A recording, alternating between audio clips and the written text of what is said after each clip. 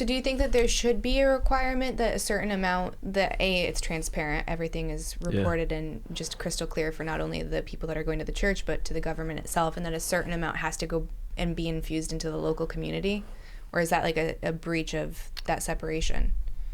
No, that's a great question. I think when we were looking at this from a solution standpoint, we asked ourselves, all right, because that was one of the big things when he and I agreed to do this together, was that we are going to be unpacking large history. We're going to be exposing a lot of issues and loopholes, but we're going to engage with the community to come up with a solution. We're not just going to like create a storm and not do something about it.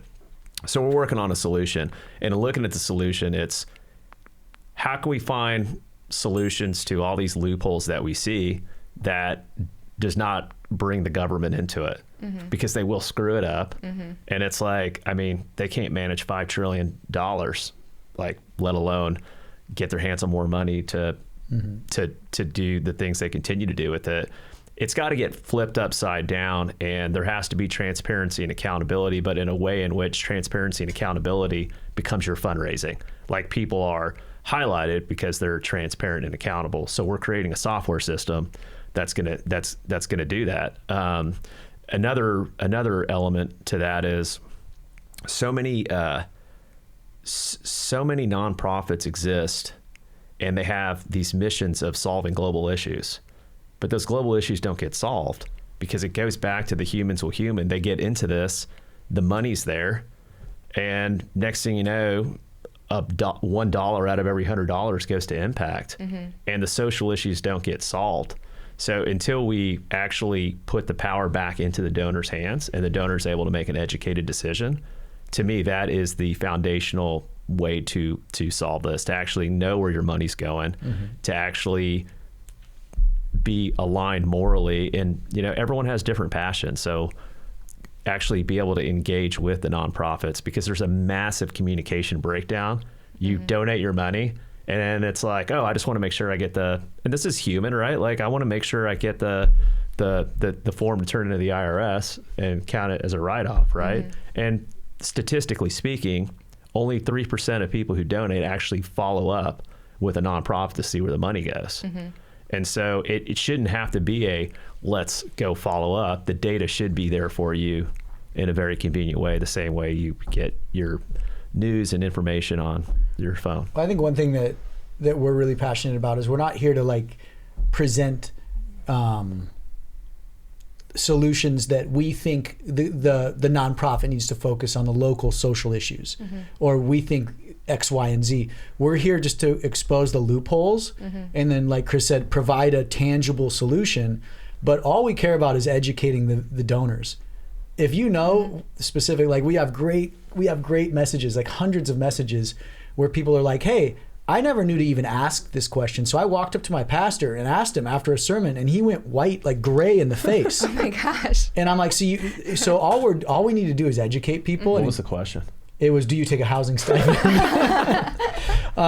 But so it's, you know, so I think if we angle, so one of I would call him a mentor. He lives in Madrid. He's worked in over 150 countries in the nonprofit sector, and all he focuses on is education. So he works, people are going to love this. He used to work for George Soros's NGO in the 90s and 2000s, but back then, whether you like George or not, like his nonprofit was doing amazing things, especially to end the AIDS crisis. And this gentleman was on the front lines in Africa. And he's like, Nathan, the reason why we solved the AIDS crisis is we didn't come in with our ideas of an answer. We went in and we saw who was actually helping these poor, sick people, sometimes infants, you know, with AIDS. And we realized it's these caregivers that we need to educate, no one else. And people were spending hundreds of millions of dollars on these academic papers and, you know, really high and like hoity-toity answers. And he goes, we just made really grungy, like simple videos, like with scripts read by local caregivers, and we circulated those videos, and they never knew I was even involved. But we just educated people where they were at, And that's what was really like the way we solved the AIDS crisis, was through local on the ground education. So that's our goal with the show. Like, we want to locally educate the donor, because then they're going to stick it to the man upstairs, for lack of a better term, and say, you know what, I don't need to tithe. Like, your answer to why I should give you 10% doesn't actually add up.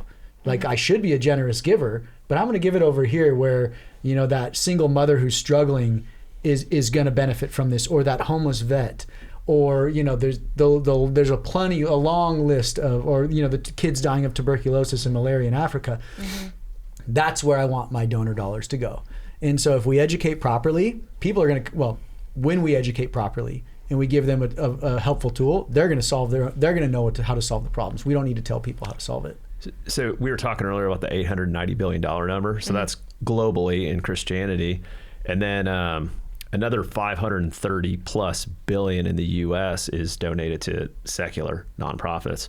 So you're like 1.4 plus trillion, plus the 5 trillion the US manages.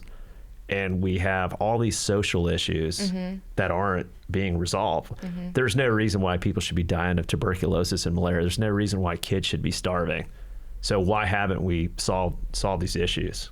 And that's I don't know there's a short answer to that. I mean, it always goes back to human to human, there's accountability and such. But I mean, if you're a nonprofit and your mission is to eradicate malaria. But isn't that part of the problem too? Because then you build up this entire system that requires money now, and then it's like, well, if we solve the problem, then you have to get rid of the system, and then what do I do after this problem is solved? Yeah, your identity is tied into that, and then you've been living off of it. Right. But if you were confident, you'd say, hey, I'm super excited to actually pivot my organization or shut the organization down and go solve this other problem. Right. You know, and I think Elon Musk, you know the story better than me. Yeah, so this is hysterical. So in 2021, this development economist that worked for the UN is trying to mess with Elon. And it's like, Elon, for $6 billion, you could solve world hunger. And, you know, and I laugh when I hear that. I'm like, okay, well, we can't do it with the 5 trillion or the 1.4 trillion that we get in. But let's pick on Elon here with 6 billion.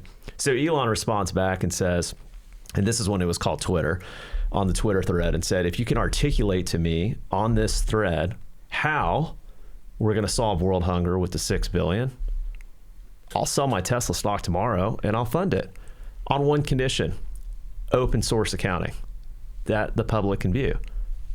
Dead, right? Whoa. Like, if you really can solve world hunger for whatever dollar amount that is, 6 billion, a lot of people say 40 billion a year, but you got to ask yourself the tough questions. 40 billion a year, how much of that 40 billion actually goes to feed people? Because, and isn't the problem too with food insecurity that most of it's politically driven? Yeah.